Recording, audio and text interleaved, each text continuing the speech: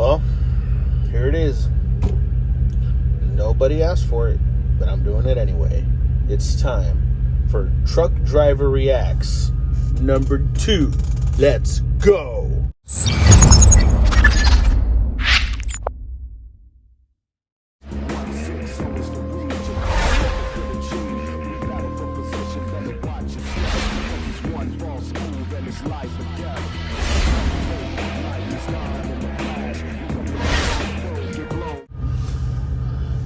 All right. So we're off to a good start. Obviously, this is the Fast and the Furious, the original. So we're at a port. I think the movie takes place in Los Angeles. I don't want to lie. Maybe I should look that up before making this. But no, we do this off the cuff. Much as much as that one guy said, "We'll do it live." Bill O'Reilly. Anyway, so we're at the port of Los Angeles. I'm assuming, if I'm not wrong. I'm sure somebody will roast me in the comments if I am. But so we're at the port. This right here is a crane that lifts intermodal containers and moves them from place to place on the docks that eventually get loaded with ship cranes onto the ships. So we're obviously looking at an intermodal container. Let's go.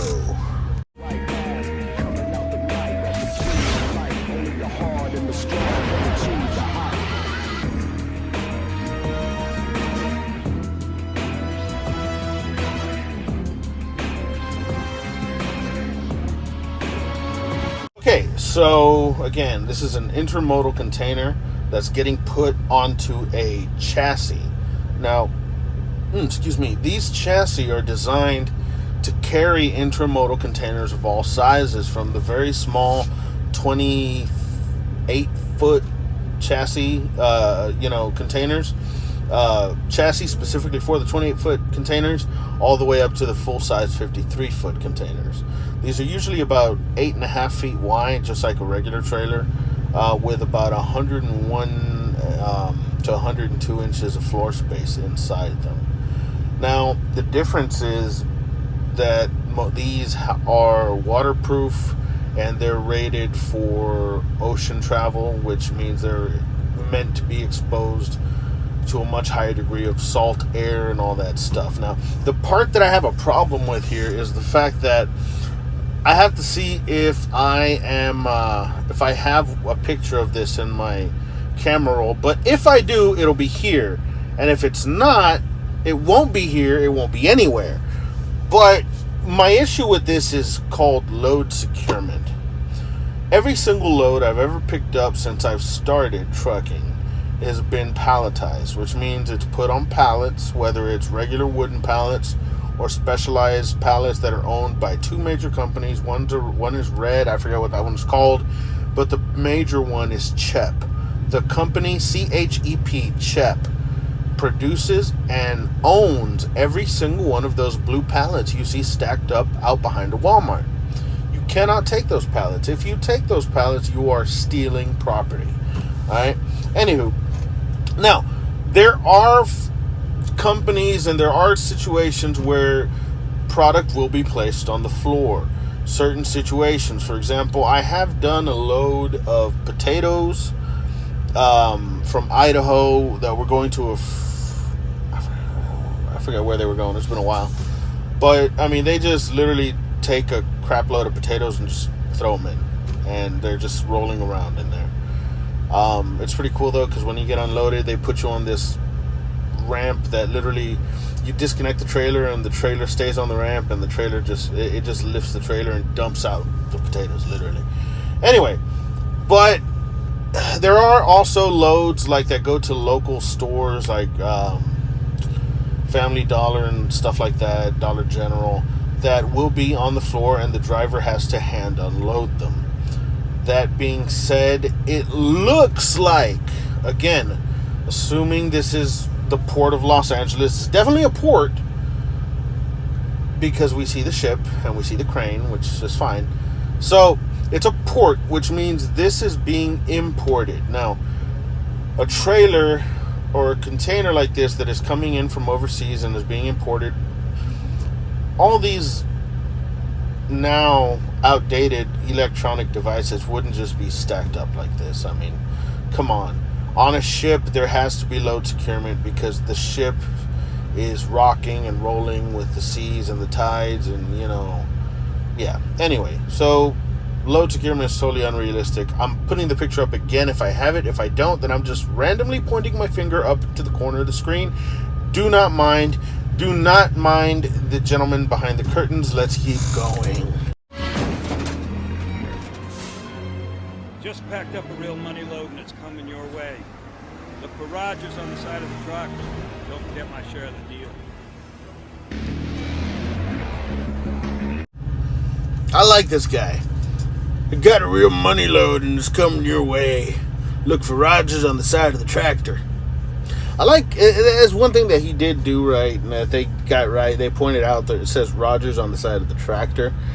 If they would have just done look for Rogers on the side of the truck, that would, or on the trailer, that would have been a bit of a red flag, because that ship has hundreds of containers, and I'm sure there's more than one that says Rogers on it.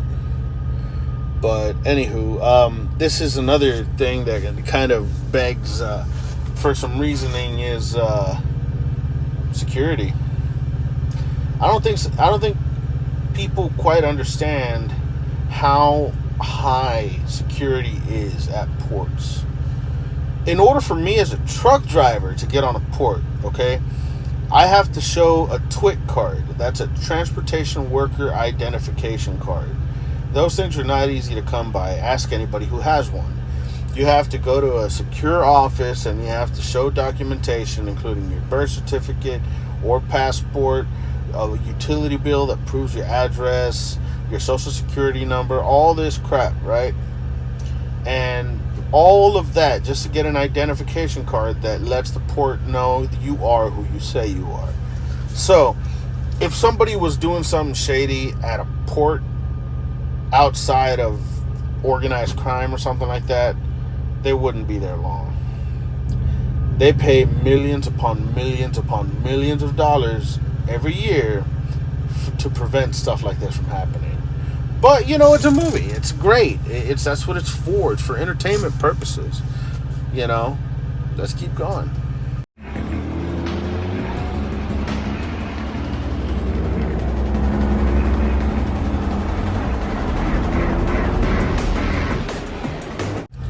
I just want to point out the fact that my man is driving an old school, looks like a Freightliner cab over truck.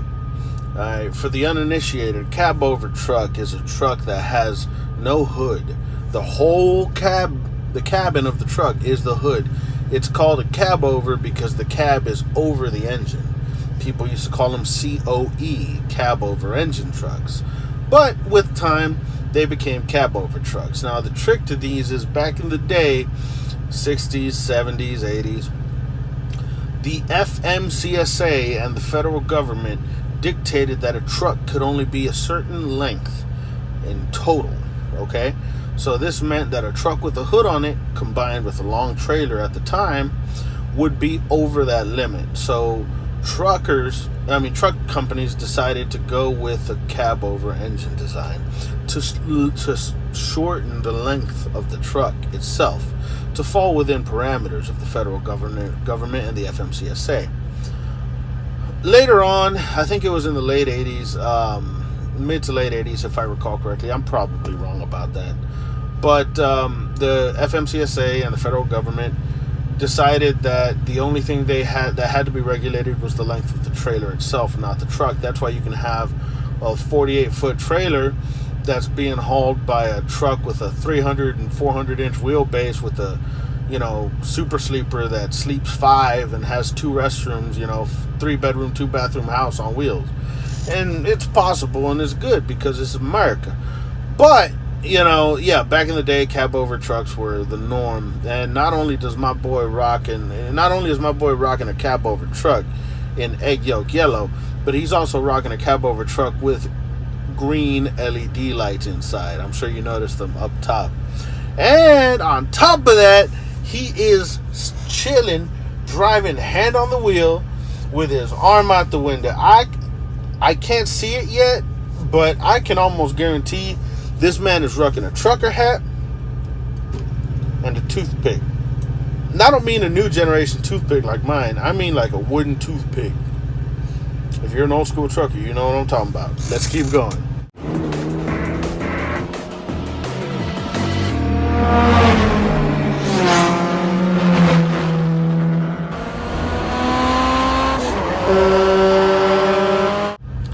Man, I felt this in my soul. I can't say this enough. I cannot stress this enough.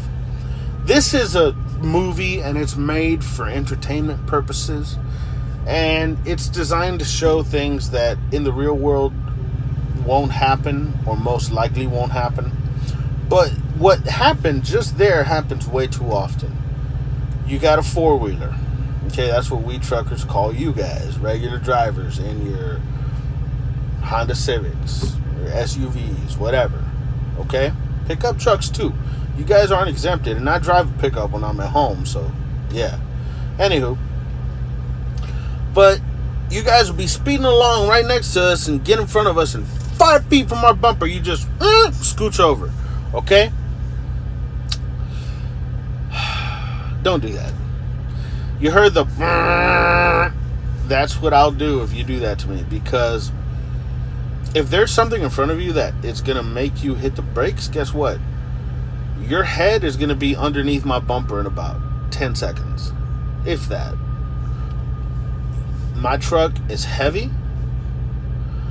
My tractor itself, just the truck, not the trailer or the load, the truck itself is probably as heavy as a couple of your cars. Probably 3 or 4 of your cars. That Honda Civic, probably more. Okay? And then on top of that, the trailer itself is heavy as heck, especially if it's a refrigerator trailer.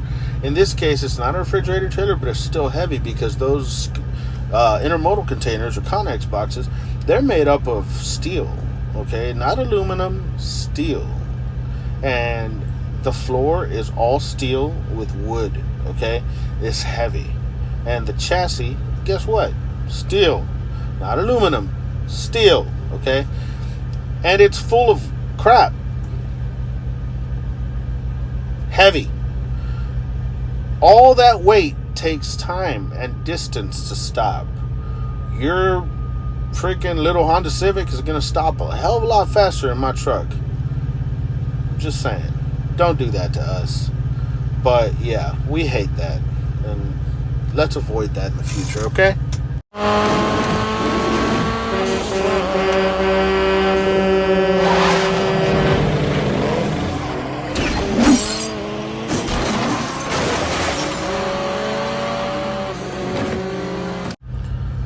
Now, they say hindsight is always 20/20, but in a situation like this where I'm clearly being boxed in, the last thing as a driver, as a truck driver, that I would do is swerve, okay? Ask any truck driver worth his salt. We don't swerve. This thing is basically a giant battering ram, and I'll put a picture of it up here right about now. This picture I do have, so it will be right here. On the front of my trailer is a big old deer guard. And I bet you this deer guard will take more punishment than your Honda Civic will. That being said, ramming isn't the only option. Also, ramming, if you're threatening my truck, my equipment, my life, my load, I wouldn't hesitate to run you over. But this looks, let's play devil's advocate. This looks like it's going at speed. Now, this truck accelerates about as fast as a 1950s oven preheats. Okay, it's not fast. Okay, it does not go anywhere very fast. So that would be unrealistic. In this situation, what I would do, most likely, is hit my brakes and slow down. Now, yes, my truck slows down a lot slower than those cars. But if I slow down, now I have more options. Is there room to turn around? Is there someplace I can get away from you guys? Something I can do to keep you guys from getting to my equipment, my load. Or if I completely stop, guess what? You guys can have it. Alright? No load is worth my life. No piece of equipment, even this $180,000 truck that I drive, it's not worth my life. And if I feel my life is in jeopardy, I'm going to let you take it. And guess what? The law is going to deal with you, not me. Vengeance is mine, saith the law. Anyway, let's keep going.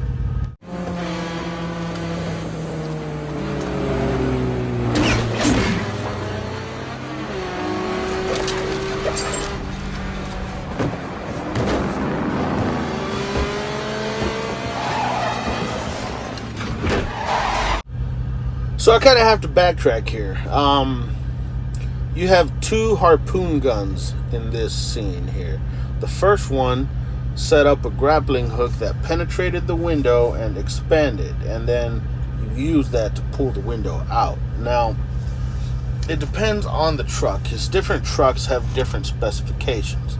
Now, most older trucks, like the one here in this scene, their windshields were held in with a mix with a couple of different things. The first of which is the weatherproofing seal, the rubber seal that runs all around the window, okay? That keeps most water out of the more sensitive areas underneath it. There's also a really heavy-duty commercial adhesive that runs along the seam of the window, making contact with the body or the chassis of the truck. Now, this keeps water from getting, if it gets through that first weather seal, it keeps it from getting into the cab of your truck. Now, more modern trucks like mine don't really have that adhesive. Their windshields are held on with just the rubber gasket. This is an improvement in some ways and a downgrade in some others, so people have different opinions of it, but this is what modern technology has been developed into, and some believe, and most believe, including myself, it's a superior system than using adhesives. That being said, pulling out a windshield isn't that easy, okay? It's not like you can just be like, yeah, it's out, all right? Now, I don't know exactly what the thought process was behind this, but I mean, if you attach that harpoon cable to the car and then gun it in the car, which is clearly a fast car, it's been modified for speed and performance, that will pull the windshield out of just about any truck. But, as far as just, I guess that wasn't Jesse that was doing that in the movie, that was Vince, yeah, I doubt it. You'd have to really kick that windshield to get it off of that truck, but I digress. It's just something to consider. The other thing, too, you got your second harpoon now. Later on in the movie, when they go on the last one, on the last truck heist that fails, we see that the one who went into the truck to actually hijack the truck was Jesse. Vince tells Dom, this isn't right, we shouldn't be doing this without Jesse. Alright, so Jesse is the smallest guy of the crew, and that's why he has to do this, but we see that second harpoon gun cross and puncture the seat back on the passenger seat of the truck. And then he jumps onto the truck. Now, I've heard some people who commented on this in forums and other videos about how that seat back won't hold the weight of a man, of a person. And while this is true, I think it's logical enough that you can tell he's not putting his weight on it. It's more there as a safety. Like if he were to fall, he can climb back up using that rope. But yeah, it's a movie. It's there for shock value and entertainment value. It's not supposed to be a scientifically accurate portrayal of something that would even be possible. But yeah, the joints and seat backs are pretty strong. They might hold up a man like Jesse, who's not a very big dude. But, it's a movie. And don't try this at home. That's all I can say.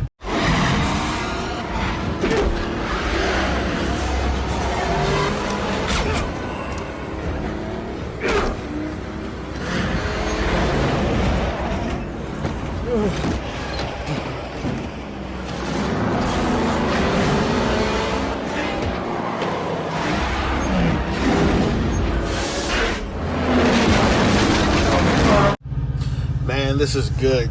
So, old boy truck driver there is knocking on Jesse using a tire thumper. Some of you guys say that it was a bat. It is a bat shaped. It is a bat shape, but it's actually a tire thumper. We use those to walk around the truck when we do our pre-trip inspection. Literally thump the tires. If a tire has a proper amount of air in it, you'll get a good bounce back and a pinging sound from it where it rings. If the tire's low on air or flat, it'll just absorb the impact and you'll get a much flatter sound. Okay? He's trying to defend himself, but again, like in that situation, I'd be like, go ahead, good sir. Would you like me to stop so I can climb out for your convenience? Because, man, that ain't worth it. I mean, golly. Also, let me go ahead and say this first and foremost, like, about this actual part of the scene. Like, you guys spent all this money on these fancy dang harpoon guns and you guys cheaped out on the tranquilizer? Come on, man. Obviously, this came out before the show Dexter, but they could have learned it too from my boy Dexter Morgan, okay? M99 knocked somebody out in a couple of seconds. Like, 2. I'm just saying. Get it right. Anywho. So, driver's knocked out. He got M99 or M86, whatever the heck it was in that tranquilizer dart. And, so Jesse scooches him over while the truck is moving at presuming at least road speed. Definitely doesn't look like an interstate, but so we'll say 30 miles an hour. And somehow the truck doesn't roll over with all that swerving. And we never get to know the status of the cargo, but remember how it wasn't secured? I don't think that cargo is going to be doing all that well. Just throwing it out there. That outmoded technology is going to be all over the place, man. Them mini TVs and DVD players are going to be scrapped. But yeah. So also kudos because apparently Jesse went to truck driving school. Which, I mean, it's not hard to do. It's hard to get your license. It's meant to be hard. But driving the actual truck, once you get the hang of old school transmissions and shifting, it's relatively easy. But he did take over that truck really easily, even though it was swerving. But, it's whatever. Somebody can learn.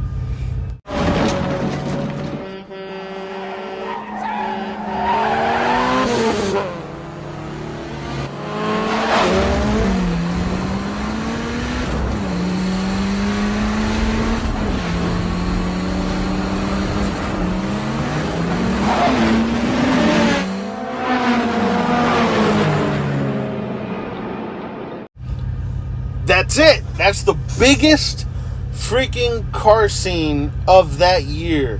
When people saw that in the trailer, that was it.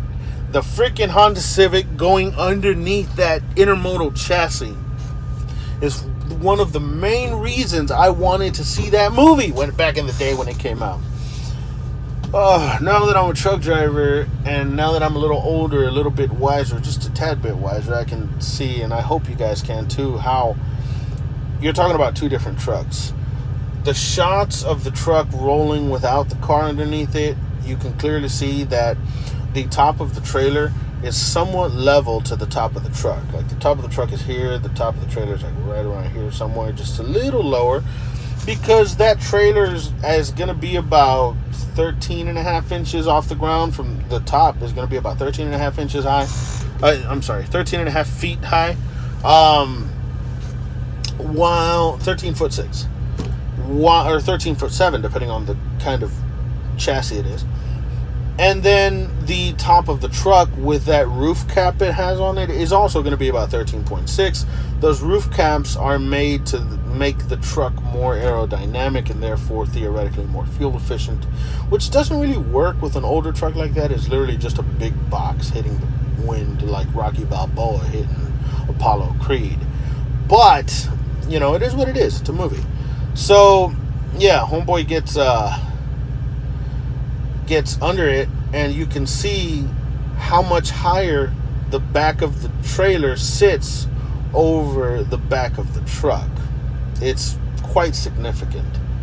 And so yeah, what they did is they used one truck for the scenes where the cars were just outside following it, and they used one truck with a chassis that was designed to be able that was designed to be able and built to be able to handle the car being underneath it and have enough clearance to make that shot.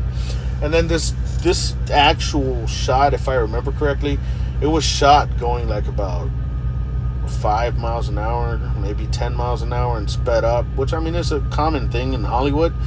But still, man, it's a testament of how there's a concept in movie making called suspension or suspension of belief, or the concept of disbelief. I forget what it's called. I'm too lazy to look it up, y'all.